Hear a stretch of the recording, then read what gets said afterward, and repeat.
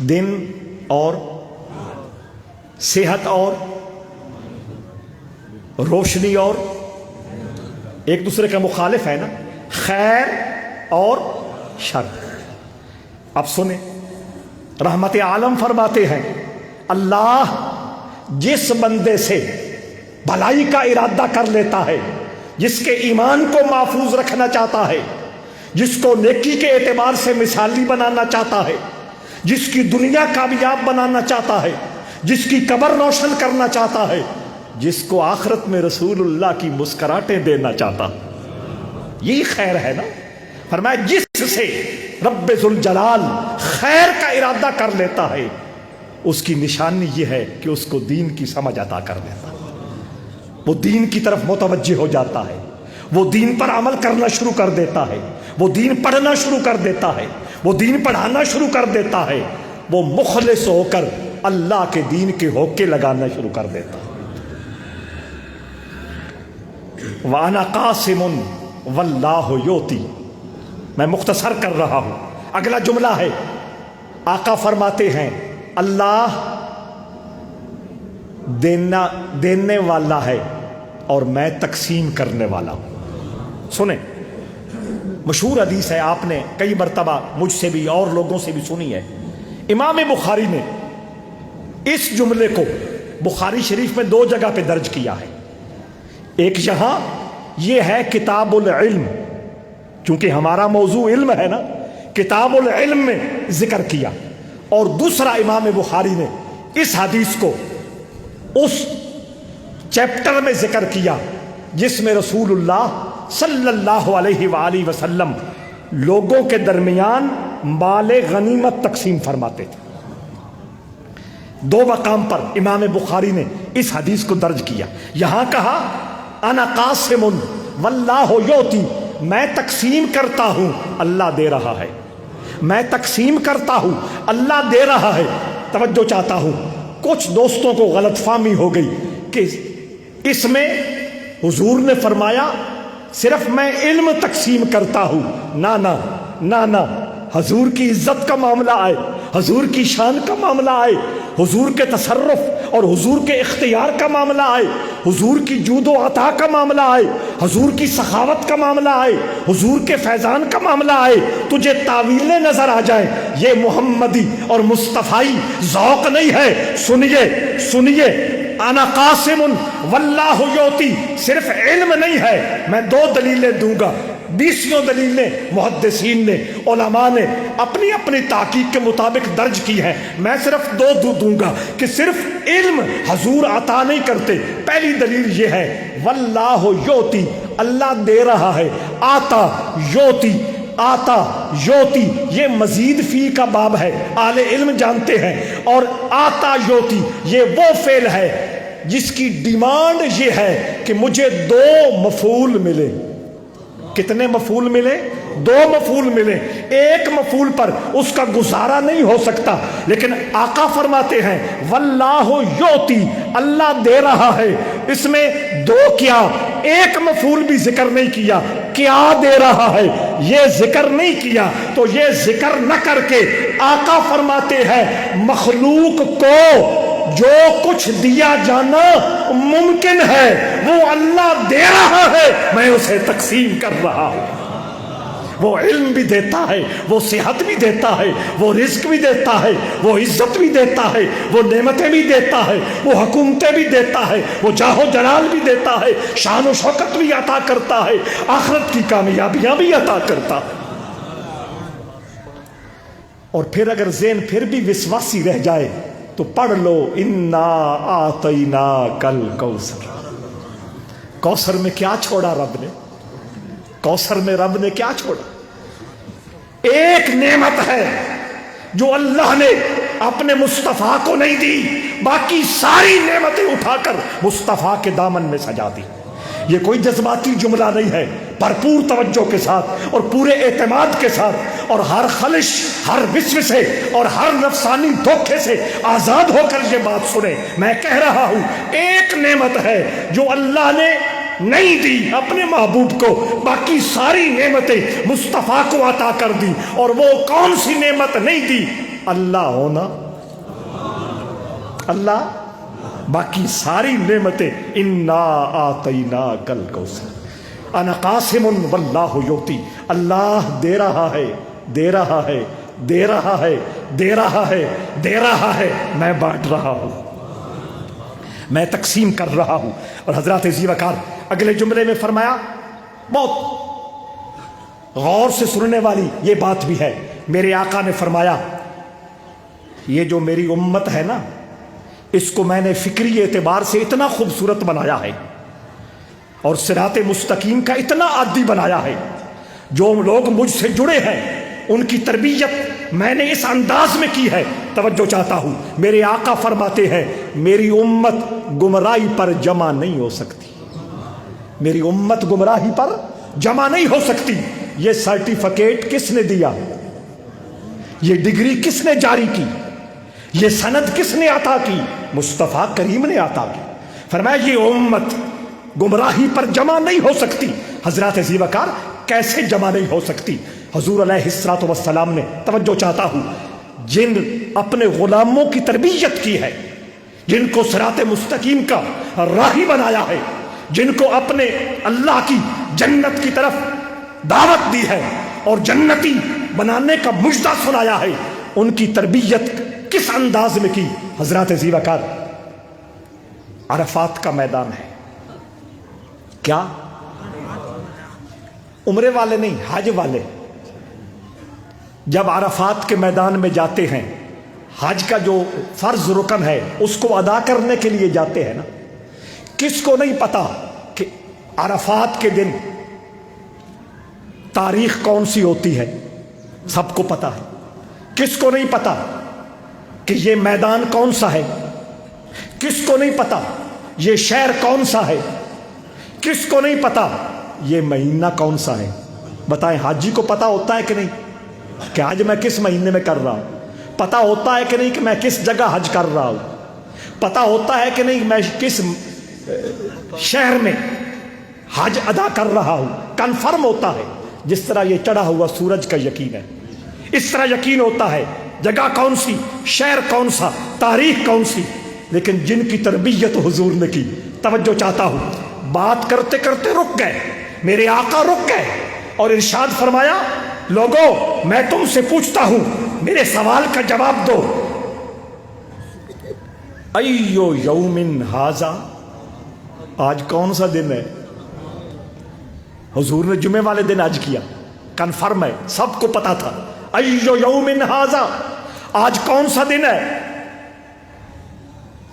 تمام حضور سے ہدایت پانے والے غلاموں نے متفقہ طور پہ کہا، واللہ ورسولہ عالم، اللہ ورسولہ عالم، اللہ اور اس کا رسول زیادہ بہتر جانتے۔ حضور نے کوئی حیرانی کا اظہار نہیں کیا، اگلا سوال فرما دیا، ایو بلد ھذا، توجہ چاہتا ہوں، بولو یہ شہر کون سا ہے؟ مکہ کے علاوہ بھی کہیں حج ہوتا ہے؟ نہیں۔ ایو بلد ھذا، یہ شہر کون سا ہے؟ سب کو پتا تھا، لیکن کہنے لگے اللہ ورسولہ عالم۔ تیسرا سوال یہ کیا، ایو شہر ھذا، یہ مہینہ کون سا ہے؟ یہ مہینہ کون سا ہے؟ شہر کے بارے میں پوچھا، مہینے کے بارے میں پوچھا، اس دن کے بارے میں پوچھا، تمام نے بیک زبان ایک ہی جواب دیا، اللہ اور اس کا رسول زیادہ بہتر جانتے ہیں۔ بات ہو گئی، بات ختم ہو گئی۔ اس کے بعد ایک عرصہ گزرا، حضرت عبداللہ ابن عباس رضی اللہ تعالی عنہما مسجد نبوی میں بیٹھ کر یہ واقعہ بیان کر رہے تھے اور حضور نے یہ پوچھا، ہم نے یہ جواب دیا۔ شاگردوں نے کہا، استاد صاحب، سر، حضور یہ کیا جواب ہے؟ آپ جانتے تھے شہر کون سا ہے، آپ جانتے تھے مہینہ کون سا ہے، آپ جانتے تھے دن کون سا ہے، لیکن آپ نے کہا اللہ اور اس کا رسول بہتر جانتے ہیں۔ حضرت عبداللہ ابن عباس نے جو بات سمجھائی، آپ اپنے خوبصورت دماغوں میں اس کو ضرور لے جائیے گا، ضرور لے جائیے گا، ضرور لے جائیے گا۔ حضرت عبداللہ ابن عباس نے جو جواب دیا میں اس کا خلاصہ بیان کر رہا ہوں۔ حضرت عبداللہ ابن عباس نے فرمایا اصل میں بات یہ ہے ہم رسول اللہ کے سامنے اپنی نظر کو بھی، اپنے کانوں کو بھی، اپنی صلاحیتوں کو بھی، اپنی فکر کو بھی، اپنی یادداشت کو بھی، اپنے دماغ کو بھی، اپنی مرضی کو بھی رسول اللہ کی مرضی میں فنا کر دیتے تھے۔ حضور کہتے، میں زیادہ باریکی میں نہیں جاتا، حضور نے فرمایا ایو بالد ھذا، بہت توجہ، کوئی مشکل بات نہیں ہے لیکن کمال کی مزیدار بات ہے۔ ایو بالد ھذا، یہ شہر کون سا ہے؟ عبداللہ ابن عباس نے کہا ہم اس لیے نہیں بولے، اگر حضور کہتے جمعرات ہے تو جمعرات ہوتی، ہم اس لیے نہیں بولے، حضور اگر مکہ کی بجائے مدینہ کہتے تو مدینہ ہوتا، ہم نے ذوالحج اس لیے جواب نہیں دیا، حضور کہتے نہیں یہ رمضان ہے تو رمضان ہوتا۔ حالانکہ توجہ چاہتا ہوں، ایو بالد ھذا، ایو بالد ھذا، اس شہر کا نام اللہ نے قرآن میں طے کر دیا ہے۔ ان اول بیت وضع للناس للذی ببکۃ مبارکہ، اللہ نے جو نام سنے، اللہ نے مکہ کا نام قرآن میں اتار دیا ہے، اور صحابہ یہ عقیدہ رکھتے ہیں کہ اللہ کے معاملات میں بھی رسول اللہ تبدیلی کا اختیار رکھتے ہیں۔ یہ فناء کلی ہے۔ کسی نے کوئی نوکر رکھا، خادم رکھا، مالک نے پوچھا کیا پہنو گے؟ جو آپ پہنا دیں گے۔ کیا کھاؤ گے؟ جو آپ کھلا دیں گے۔ کیا کیا ڈیوٹی کرو گے؟ جو جو ڈیوٹی لیتے رہیں گے۔ مالک نے کہا یہ کیا جواب ہے؟ اس نے کہا یہی تو جواب ہے۔ مالک نے کہا یہ کیا جواب ہے؟ اس نے کہا یہی تو جواب ہے، جب نوکری کرنی ہے اپنی مرضی کو تیری مرضی میں گم کر دینا۔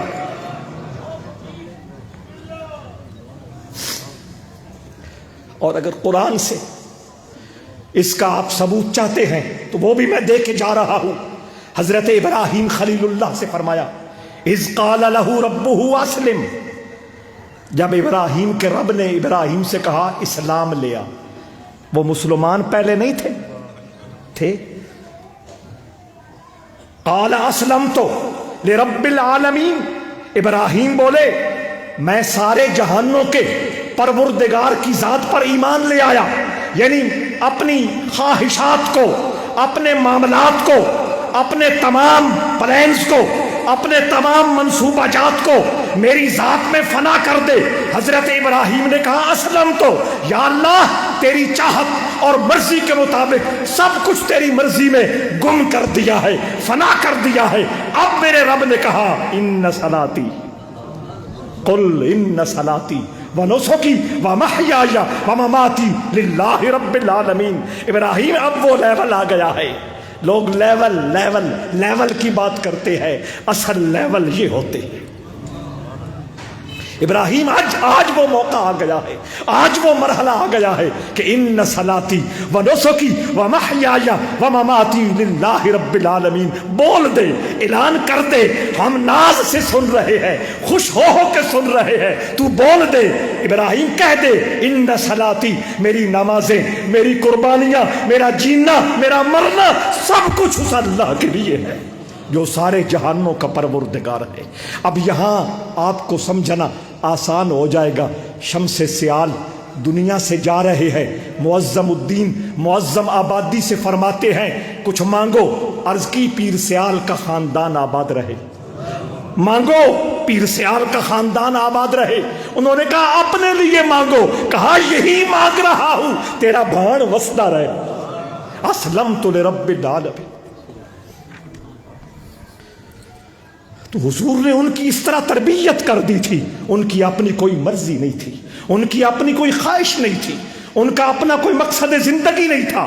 جب انہوں نے خود کو حضور کی ذات میں اس طرح فنا اور گم کر دیا۔ پھر اللہ نے بھی اعلان کیا امتحن اللہ قلوبہم للتقوی۔ بہت توجہ، اللہ فرماتا ہے سارے حضور کے غلاموں کا اللہ نے امتحان لیا کہ ان کے دلوں میں ایمان اور تقوی کا نور کس لیول اور کس درجے پہ ہے۔ اللہ فرماتا ہے میں سند جاری کر رہا ہوں، میں ڈگری عطا کر رہا ہوں، یہ سارے بخشے ہوئے بھی ہیں، کامیاب بھی ہیں۔ اب آقا فرماتے ہیں کہ یہ امت گمراہی میں مبتلا کیسے گمراہی میں مبتلا نہیں ہوگی؟ جن کی تربیت حضور نے کی ہے، جن کے دلوں کا امتحان اللہ نے لیا ہے۔ توجہ چاہتا ہوں، ان کے بارے میں اللہ فرماتا ہے آمنو بمثل ما آمنتم بہ۔